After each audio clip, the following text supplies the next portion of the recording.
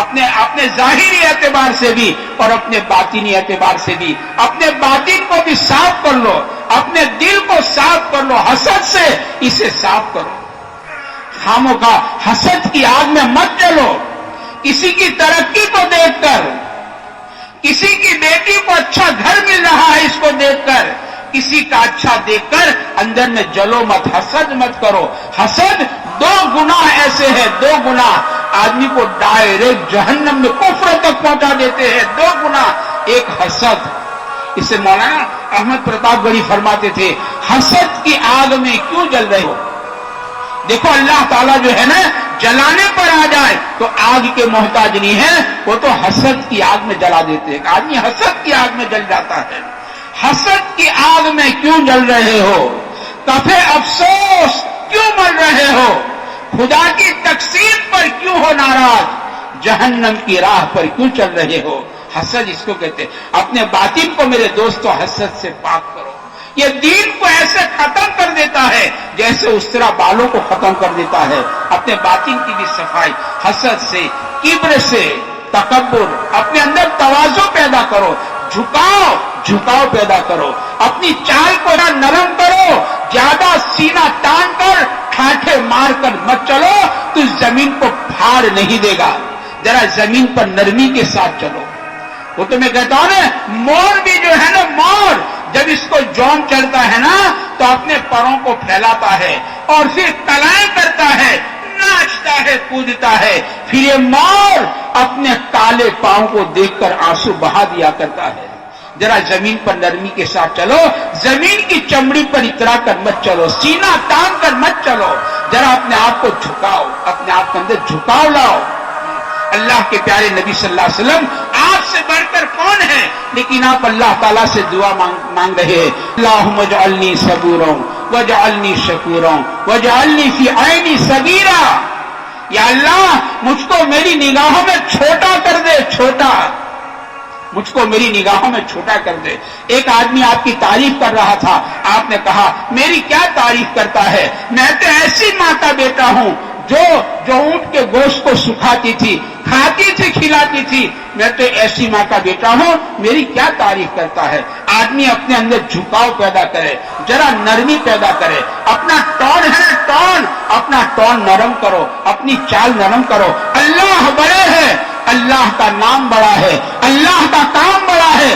ہمارے واسطے قسم خودی بڑائی حرام ہے, حرام.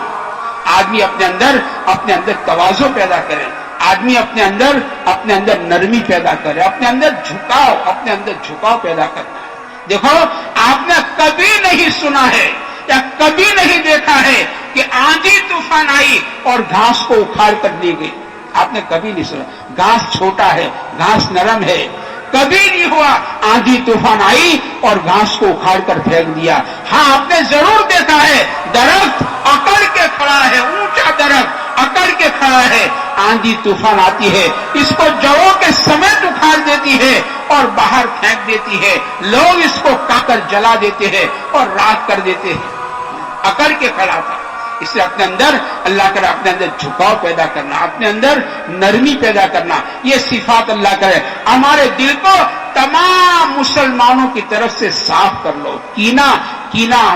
کینے سے ہمارے دل کو صاف کر لو, حسد سے صاف کر لو, کبر سے صاف کر لو. اور آج کل کی بہت بڑی بیماری وہ دنیا کی محبت ہے, قسم خدا کی.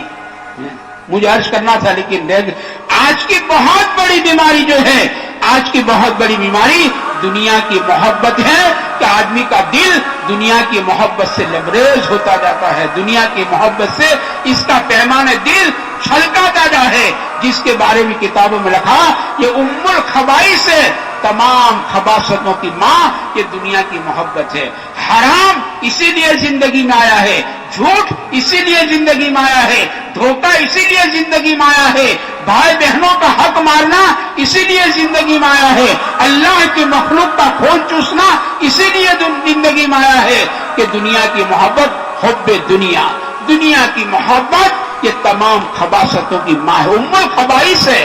آپ دیکھو وہ سالبہ تھا, سالبہ, وہ ایسا سالبہ تھا جس کو صحابہ مسجد کا کھوٹا کہتے تھے، مسجد کا کھوٹا، مسجد نبی کا کھوٹا سالبہ.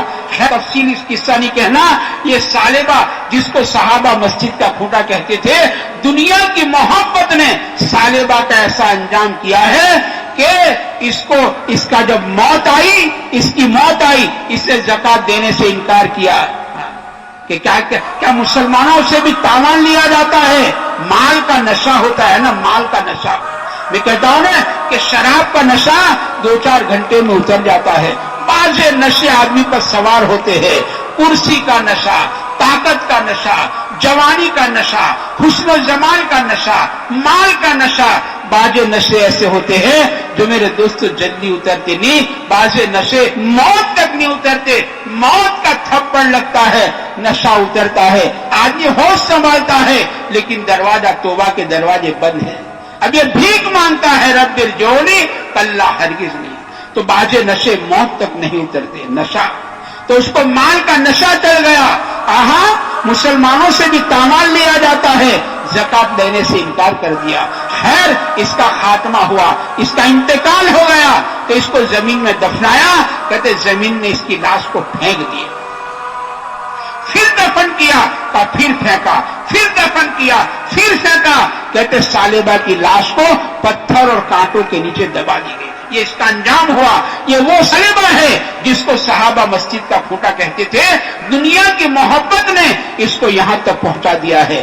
آدمی دنیا کی محبت سے اپنے دل کو پاک کرے. یہ رمضان کا مہینہ میں عرض کرتا ہوں یہ اپنے دلوں کو پاک کرنے کا ہے، اپنی زندگیوں کو میرے دوستوں پاک کرنے کا ہے. اس لیے میں نے ابتدا میں عرض کیا آدمی اپنی کمی کوتاہیوں کو یاد کرے، اس کو اپنا عیوب نظر آئے، میرے اندر یہ ہے یہ ہے. یہ میرے دوست مہینہ یہ راتیں مبارک راتیں ہیں. آدمی جو ہے ذرا اپنی کوتاہیوں کو اور اپنی کمیوں کو، اپنے عیوب کو، اپنے پچھلی زندگی کے گناہوں کو میرے دوستوں یاد کر لے. یاد کر کے اللہ سے توبہ تلا کر لے. یا اللہ بھول گئی، یا اللہ بھول ہو گئی. میرے دوستوں ایک آنسو آنکھ سے نکل گیا اور رخسار پر آ گیا. یہ آنسو انشاءاللہ جہنم کے سمندروں کو بجھا دیتا ہے. میرے بھائیوں بندہ چاہے کتنا گنہگار ہو، اس کے گناہ محدود ہے، اللہ کی رحمت تو لامحدود ہے نا. اللہ کی رحمت کا کوئی کنارہ نہیں ہے. اللہ پاک نے خود فرما دیا لا تقنطوا من رحمت اللہ، میری رحمت سے نا امید نہ ہونا. میرے دوستو بندہ گناہ کرتے کرتے تھک سکتا، وہ اللہ معاف کرتے کرتے نہیں تھکتے. میرے دوستو ہم اپنے گناہوں کو یاد کر کے اللہ تعالیٰ سے معافی مانگ لیں. یا اللہ بھول ہو گئی، یا اللہ بھول ہو گئی، یا اللہ بھول ہو گئی، تو اللہ تعالیٰ تو معاف کرنے پر تیار ہے. اس سے میرے بھائیوں یہ مبارک راتیں ایسی ہے، برکت والی راتیں ہیں. اللہ کی رحمت کا دریا ٹھاٹھے مار رہا ہے. آسمانوں میں اعلان ہو رہا ہے کوئی گنہگار توبہ کرنے والا، ہے کوئی سائل اس کے سوال کو پورا کیا جائے، ہے کوئی. یہ راتوں میں آسمانوں میں اعلان ہوتا ہے. میرے دوستو بجائے غفلت کی نیند سونے کے ذرا اللہ کے ساتھ اپنا لو لگا لو، اللہ کے ساتھ کا معاملہ کر لو، اپنے گناہوں کو یاد کر لو اور اپنے گناہوں کو یاد کر کے اللہ کرے کوئی آنسو اپنی آنکھوں سے رخسار پر گر گیا، یہ ہمارا کام بننے کے لیے کافی ہے. یہ رونے کی راتیں ہیں.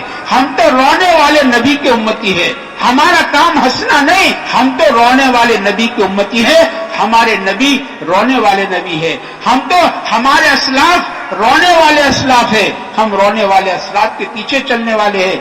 کہتے رابعہ بصریہ اتنا رونے والی، حالانکہ نیک بندی اللہ کی ولیہ ہے، پارسا ہے، اتنا رونے والی کہ جس جگہ پر بیٹھ کر رابعہ رویا کرتی تھی اور جہاں رابعہ کے آنسو گرا کرتے تھے وہاں گھاس سوکھ گیا تھا. ہم جانتے ہیں جہاں ہمیشہ پانی گرا کرتا ہے وہاں گھاس سوکھ جاتا ہے. بتاؤ رابعہ کتنا روتی ہوگی، کتنے آنسو گرتے ہوگے وہاں کہ وہاں گھاس سوکھ گیا تھا. میرے دوستو یہ راتیں رونے کی راتیں ہیں. اللہ تعالیٰ کو منروب اٹھے ہوئے رب کو میرے دوستو ہم منوا لیں تاکہ ہماری دنیا آخرت سنور جائے. اللہ تعالیٰ ہمیں اس کی توفیق